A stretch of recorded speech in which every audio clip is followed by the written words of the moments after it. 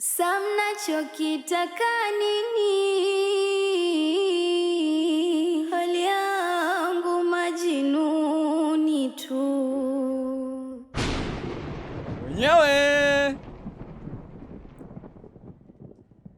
Wenyewe nakuja.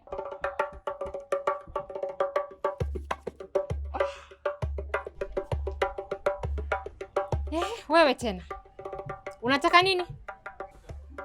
Samani, najua una hasira sana na mimi, ila sijakuja kama ninavyokujaga. Yaani leo nimekuja kwa mambo mengine kabisa leo. Viji mambo wewe ndio sehemu ya maisha yako. Alafu wewe ni kama shetani wewe, wakupeleka watu pale ofisini.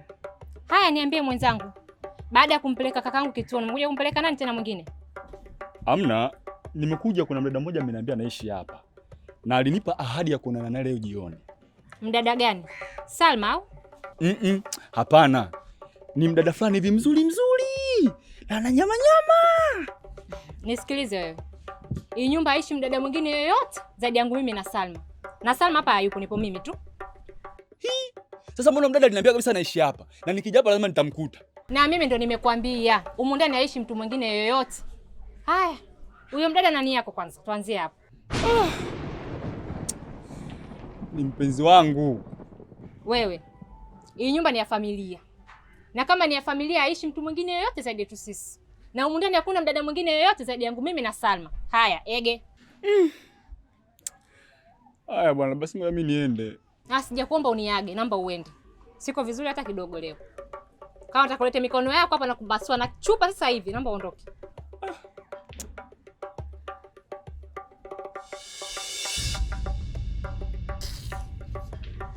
Mdada.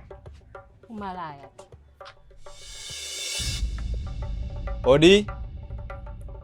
Odi. Nakuja.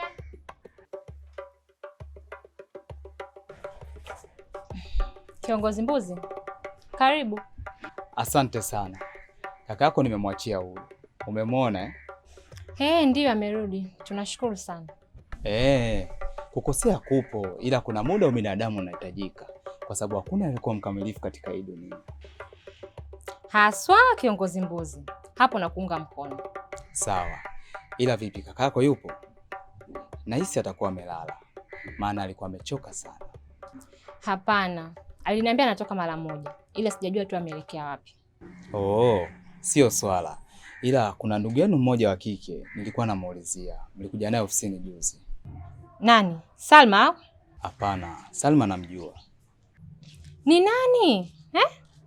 Maana mimi na ndugu mmoja tu hapa ndani ambaye ni Salma. Amkumbuka nimekuja wasichana watatu. Yule ni Dr. Dishani. Huyo.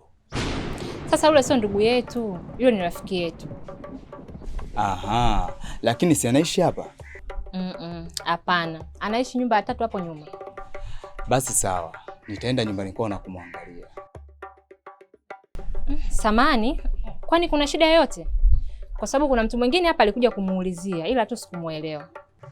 Hapana, hakuna shida yoyote ile, ila ni masuala ya hospitali tu. Naya, sawa kiongozi. Sawa, mimi naenda. Naya, karibu.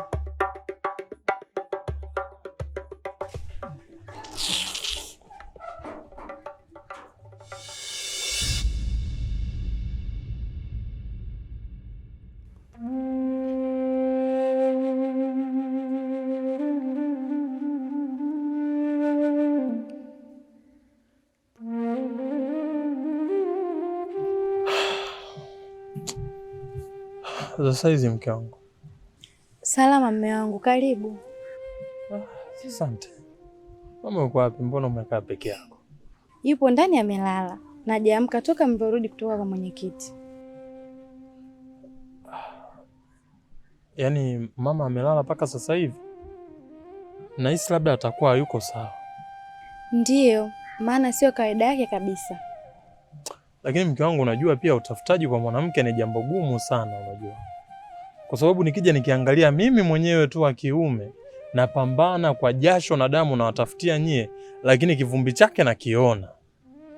Lakini pia kwa mama iko tofauti kabisa. Kwa sababu yeye ndo inabidi ahangaike huku na huku. na pia mwenyekiti ndo anatumia jinsia yake kama udhaifu, ndio maana anamdhulumu mali zake bila hata huruma. Angekuwa na mume au mtoto wa kiume, inawezekana angetusaidia. Ni kweli, lakini mke wangu mimi hapa nipo na siwezi nikakaa hivi bila kumsaidia mama. Lazima nihakikishe namsaidia mama. Wewe niahidi tu hautoteteleka na utamlea mwanangu kama mama alivyokulea wewe, hata kama sitokuwepo kwenye uso wa dunia.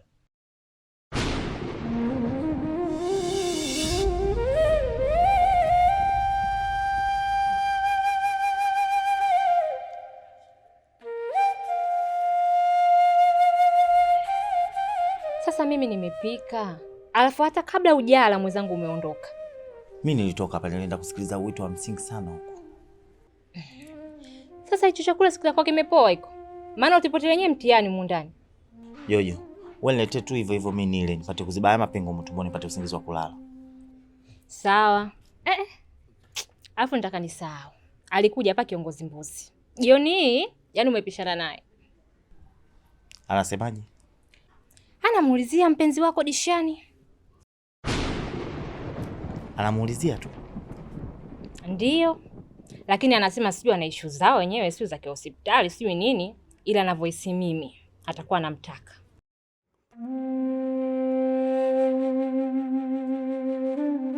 Usiseme hivyo mume wangu. Sisi bado tunakuhitaji.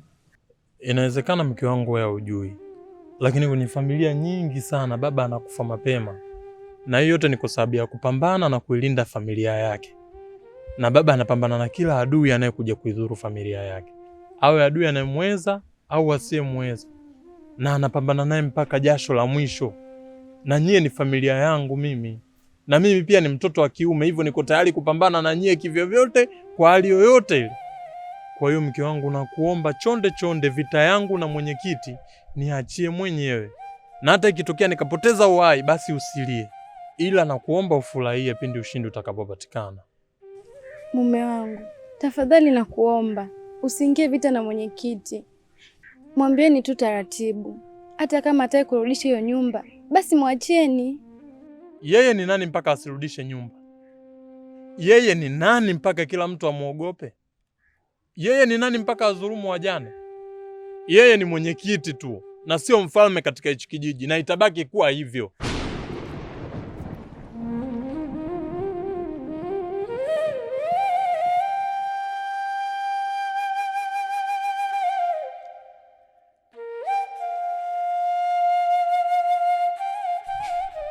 Achana nao Jojo. Wawe na issue za kihospitali, wawe na issue za kijeshi, is up to wao. Kwani mimi Odishani mwanamke wangu mimi? Jamani, usiseme hivyo kakaangu. Hivi unajua mwanamke kama Dishani sio kumpoteza?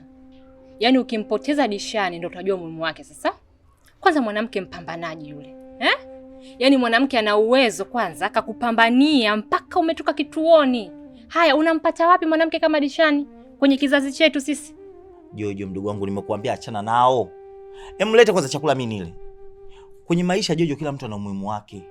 Lakini unapompoteza mtu, maisha mengine lazima yaendelee. Kwani marehemu wazazi wako walikuwa hawana umuhimu? Mbona wamefariki na maisha mengine yanaendelea? Lakini mimi ninavyoona Dishani anakufaa. Alafu pia anakupenda. Yaani kakaangu, unataka kuniambia Dishani kwenye moyo wako hayupo hata kidogo tu? Hayupo. Kweli? Kakaima, wanaume washaanza kuja kumuulizia hapa Dishani. Wameiona ile dhahabu. Alafu kuna yule mwingine yule ambaye ulimtia mikofi yule. Naye amekuja hapa kumuulizia. Sasa wewe endelea kufanya masiala yako yale yale. Huyo binti utampoteza. Si unanielewa? Nachokuomba mimi hapa kakaangu, hiyo kesho kama utapata nafasi, naomba uende huko kamwambie kama unampenda. Wewe nitolee mijicho yako tu niangalie, utapokonywa tonge mdomoni wewe. Mimi siongei mengi. Ngoja ngakuandalia chakula, maana usijikapanisha hasira zako hapa, lakini nishamaliza. Kama kuelewa umeshanielewa.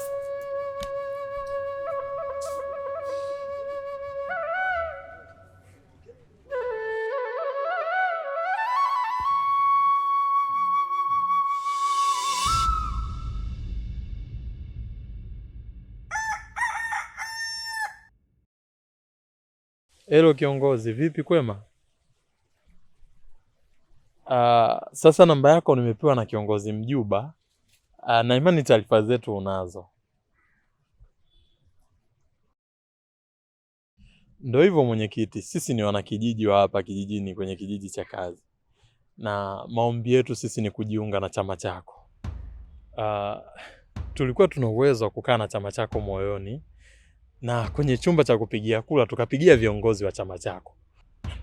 Lakini hayo sio malengo yetu. Malengo yetu sisi ni kuwa wanachama halali, tena wenye kadi za chama hapa kijijini. Na ikiwezekana tuzindue kabisa tawi letu la chama hapa kijijini. Mwisho wa siku tumsimamishe mgombea wa wenyekiti. Maana mgombea wa sasa yuko kwa kipindi kirefu sana. Na wanakijiji hapa hawamhitaji hata kidogo. Ila tatizo, hakuna upinzani wa kuweza kumng'oa. Wanachama wapo wa kutosha. Tena 70% hawamtaki huyu mwenyekiti. Ila kinachotokea yeye anaongoza kwa mabavu na vitisho tu.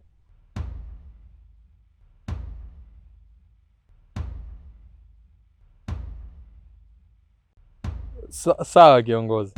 Nitashukuru sana mwenyekiti wangu.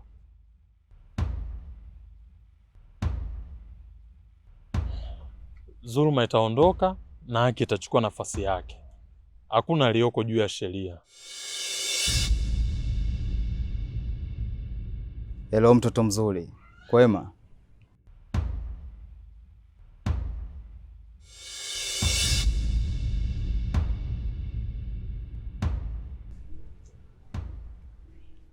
Kwema kiongozi. Umepajuaje hapa? Jana nilikuja kwa Kinaima kukuulizia. Ndio nikaambiwa hapa ndo unapoishi wewe na sio pale. Kwa hiyo nikasema kesho nikiwa naenda kazini nitapitia kuja kukusalimia. Vipi? Hujaenda kazini? Leo nina shift ya mchana, hivyo nimeamka kufua kisha ndo niende. Aha, binti mzuri sana wewe. Ukivaa kanga mashallah. Asante kiongozi.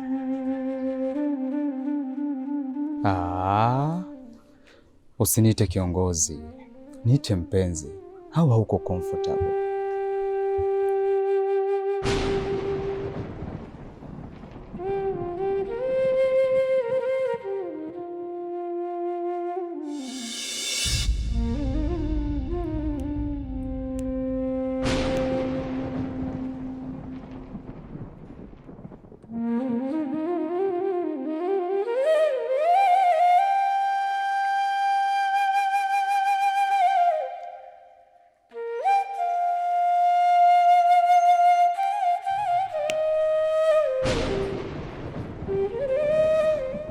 Kwa hiyo makubaliano yetu vipi?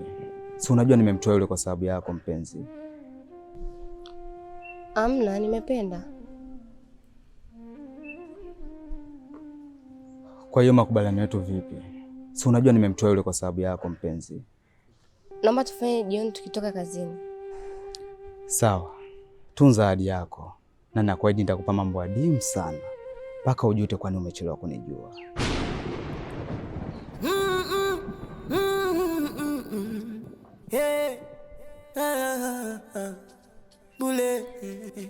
Bule ukiacha mapenzi nimemzoea, mkinipokonya huyu tanionea. Nawezaje kupambana na nguvu sina za kushindana?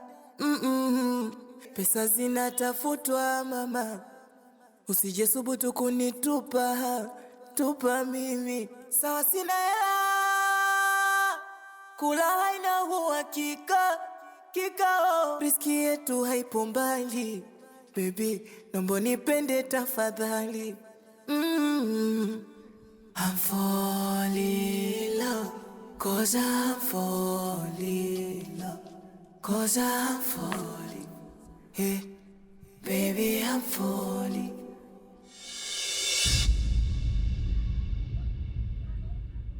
We mzee, si nishakwambia sikutaki tena humu ndani? Aondoka sasa hivi mbele ya macho yangu. Sawa, ndo lakini naondoka bila nguo zangu. Ina maana Baruti unanifukuza kama unijui vile? Hata kama utaki mimi niishi hapa. Ina maana ndo unanifukuza hata nguo za kubadilisha nisibebe? Sawa, chukua nguo zako uondoke. Hii nyumba si yako. Jenga yako ndio ulete upuuzi wako wa kitoto. Umenielewa wewe? Sawa, mimi nashukuru. Ila usiku kucha nimeongea na ndugu yako. Kwa hiyo na ujumbe wako. Amesema nikifika hapa nikupatie. Ujumbe gani? Ongea naye mwenyewe umsikie. Nikisema mimi utasema nimeongeza neno kijikomie.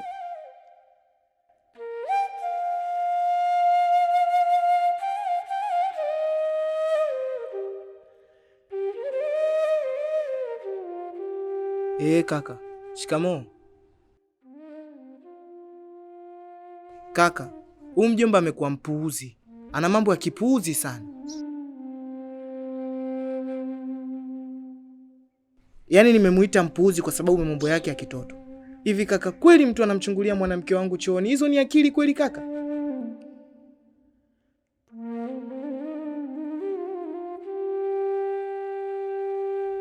Sikukwambia, ila nilitaka siku nikwambie. Na nimemleta hapa kwa sababu yeye ni mjamzito na amefukuzwa kwao.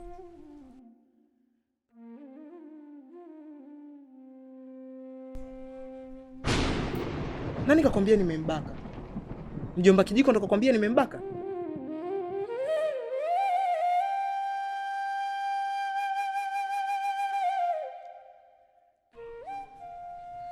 Sawa kaka, lakini anko anazingua sana.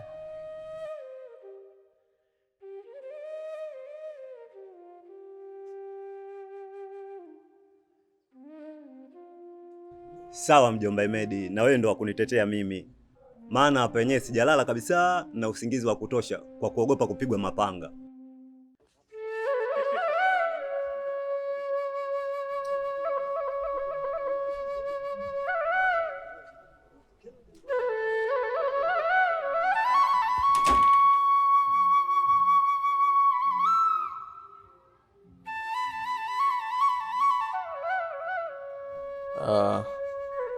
Kuna habari njema jamani. Mwenyekiti amesema tunaweza tukaanza na harakati. Lakini pia amesema siku ya uzinduzi na yeye atakuwepo katika kuzindua. Ila kuna jambo moja alilisisitiza sana. Amesema kwamba anahitaji idadi ya wanachama ili mradi atakapokuja tuletee pia kadi za wanachama. Hapana. Mimi naona tu angeleta kadi nyingi. Kwa sababu hatuwezi kujua baada ya kutangaza chama ni watu wangapi watakuwa upande wetu. Ila mimi na lidomo langu nitahakikisha watu wanachukua kadi kama wanakata vijola vya sala ya Kigoma. Hayo ni mawazo mazuri. Unajua wenzetu wanachotushinda ni kwamba wako wengi. Na sisi napaswa tutafute wanachama wa kutosha kwenye hiki chama. Ndio maana nikasema, yani kama tunaamua kufanya uzinduzi basi tufanye uzinduzi wa kutosha mpaka mwenyekiti na watu wake wachanganyikiwe. Yani tujaze watu ambao hata wao hawakuwahi kufanya uzinduzi kama huu. Ndio mambo yawe taratibu sasa, ili tusiwape taarifa mapema. Lakini kiongozi, muda umeshaisha. Na mambo yenyewe ya kampeni ndo anaanza hivi karibuni. Kwa hiyo mimi naona hakuna tena muda wa kujificha. Tunaweza tu tukaanza vya kuanza. Sasa Chaupele, tutaanza wakati hatujajua nani atakuwa mgombea wa kushindana na mwenyekiti? Kiongozi, si tunaona hiyo iko wazi. Kwa sababu wewe ndio kidogo na uzoefu na uongozi. Na ulishawahi kuwa katibu. Kwa hiyo sisi tutakuweka wewe mbele. Hapana jamani. Mimi sitoshe hiyo nafasi. Lazima atafutwe mtu wa kutoshea. Huyo mtu je ni nani? Ndio tufikirie sasa ni nani wa kumweka hapo. Akili inauma. Hapo sijui ni nani wa kumpa nafasi ya mwenyekiti.